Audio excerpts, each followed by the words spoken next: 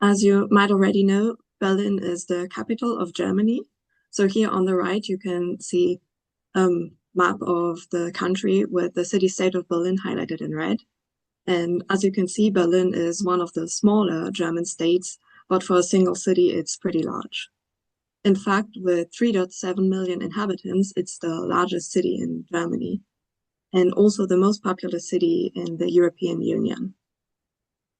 Such a large city obviously needs a lot of hospitals, which is one of the reasons why the Charité has 4 different campuses spread out across the city. In the city center, there is the main campus of Charité Mitte and the Virchow-Klinikum. In the south, you can find the newest of the 3 Charité hospitals, the Campus Benjamin Franklin. And then in the north, there is the Campus Berlin-Buch, which mainly focuses on research. In addition to this, the Institutes for Dentistry and Health Sciences each have their own smaller campuses, which means that no matter where you are in Berlin, the Charité is never far away. And the Charité, whose name comes from the French word for charity, has also been around for a very long time. It was established over 300 years ago as a plague hospital and has since then become the largest university hospital in Europe. With around 24,000 employees, which includes over 300 professors, it's also one of the second largest employer in Berlin. Moreover, around 10,000 students are enrolled in the university's various health-related degrees. In addition to medicine, you can also study dentistry, health and nursing sciences, midwifery, epidemiology, public health, and many more here. Since its establishment in 1710, the Charité has been the workplace of many great scientists who shaped medicine as we know it today. As a result, more than half of all German Nobel Prize winners in physiology or medicine came from the Charité. These notable people include, from left to right, Rudolf Virchow, the father of modern pathology and the founder of social medicine, Emil von Behring, who is known as the savior of children for his work on a cure against diphtheria, and who received the first ever Nobel Prize in physiology or medicine for it. Robert Koch, who's considered the father of microbiology and modern bacteriology, was awarded a Nobel Prize for his discovery of the tuberculosis bacillus. Paul Ehrlich, who developed the first effective medicinal treatment for syphilis. And finally, Hans Krebs, who earned a Nobel Prize for his discovery of the citric acid cycle, which is also named the Krebs cycle after him. However, the Charité's history isn't just one of success and revolutionary scientific discoveries. Due to its location at the heart of Berlin, the Charité was also an important stage for German history in the 20th century. Between 1933 and 1945, many of the Charité's leading researchers and faculty superiors were actively involved in the crimes against humanity committed by the Nazis. And at the same time, more than 160 university lecturers and a yet unknown number of Charité students were persecuted for racial or political reasons. In order to ensure the victims of the Nazi regime and the horrors committed by medical professionals during that time are never forgotten, several exhibits on the topic have been permanently established on the Campus Charité Mitte. And you can see a part of one of these exhibits on the picture on the right.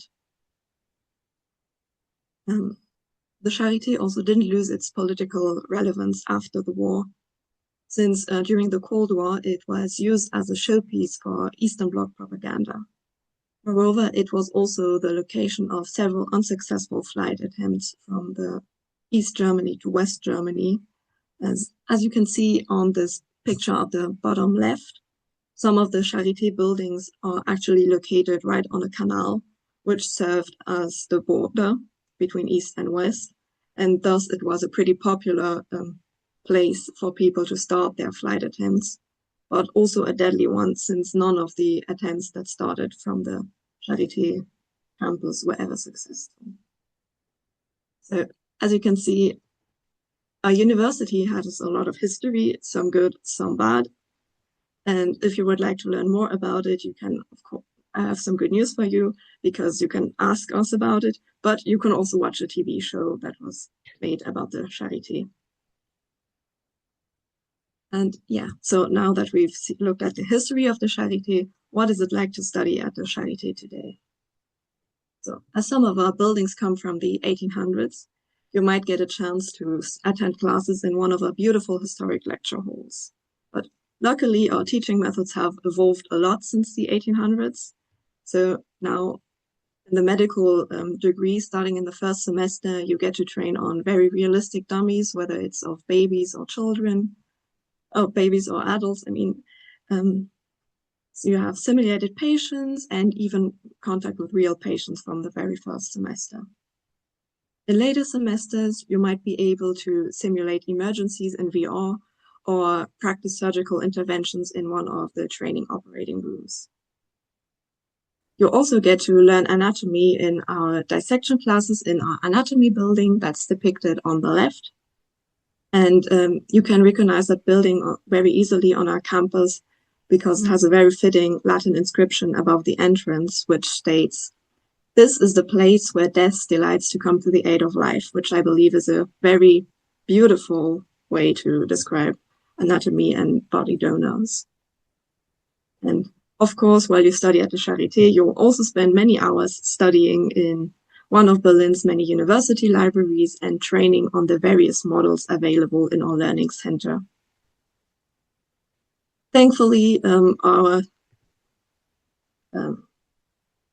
canteen is only a short walk away and offers some very affordable meals whenever you need to take a break from all the studying. But of course, life isn't just about studying, even if that's a big part of our lives as students. And in terms of when it comes to Berlin, we have some good news for you, because there's always something to do and it never gets boring. So,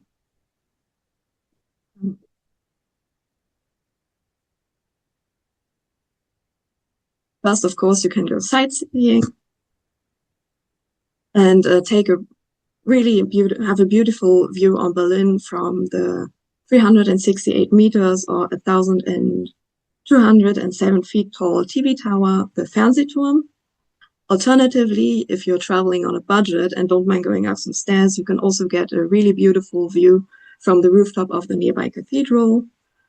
Of course, you should also go check out the Reichstag, which is where our government is located, and where you can visit the glass dome, or the Victory Column, or the Brandenburg Gate, which are some of the most famous landmarks of the city. For a bit of history, you can visit the East Side Gallery, which is where a piece of the original Berlin Wall has been turned into an open-air gallery. And while you're out exploring the city, you should also look out for one of the over 300 bear statues that can be found around town, since the bear is the symbol animal of Berlin. And of course, you should also make sure to check out what time it is for all of your ICEP friends around the world on the world clock. And during all of your visiting, you might get hungry, so make sure to try either a currywurst or a Döner, which are the staples of fast food in Berlin. If you have a bit more time, you can try some of Berlin's traditional cuisine with Eisbein, potato salad, Buletten, or Königsberger Klopse. If you want something sweet, go try Pfannkuchen filled with jam. And here a little fun fact. It's called Berliner in basically everywhere in Germany, except in Berlin, where calling it a Berliner will only get you a weird look. Alternatively, there's also Splitterbrötchen, which is an odd but delicious mixture between a bread bun and a croissant that originates from Eastern Germany. And then, of course, there's the classic Berliner Weisse, which is a beer that comes from Berlin. And that's typically served with a bit of syrup, which gives it this kind of odd green or red color that you wouldn't typically associate with beer. And then, like I mentioned, there's something for everyone to do in Berlin. So if you like culture, there's over 200 museums for you to visit, or you can take a day trip to nearby Potsdam and visit one of the many castles of the Prussian kings. You can also experience typical Berlin nightlife by going to one of the many clubs we have, or by getting a drink at one of the Spätis, which are typical for Berlin. If you want a bit of calm, you can enjoy a beach day at one of the many lakes surrounding Berlin, or go paddling in the Spreewald. And of course, you can meet up with us and we'll happily show you around. Spend a great time in Berlin together. Depending on when you visit, you might also get to experience some of the special events that occur in Berlin throughout the year. At Easter, you can attend a traditional Northern German Easter fire, which is basically just a really, really big fire we light at Easter for some reason.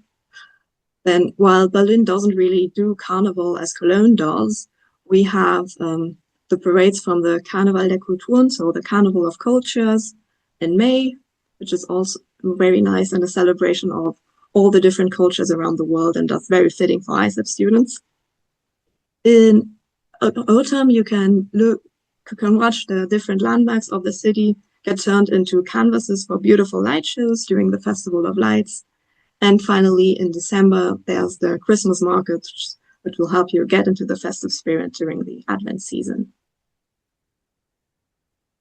And of course, whenever you come to Berlin, make sure to reach out to us, as we have a lot of insider tips on different things to do, whether that's unique ways to experience Berlin, the most beautiful places to visit, the best museums, or even where to get the best souvenirs. We'll happily share all of our knowledge with you. And yeah, thank you for listening, and we hope to see you soon in Berlin.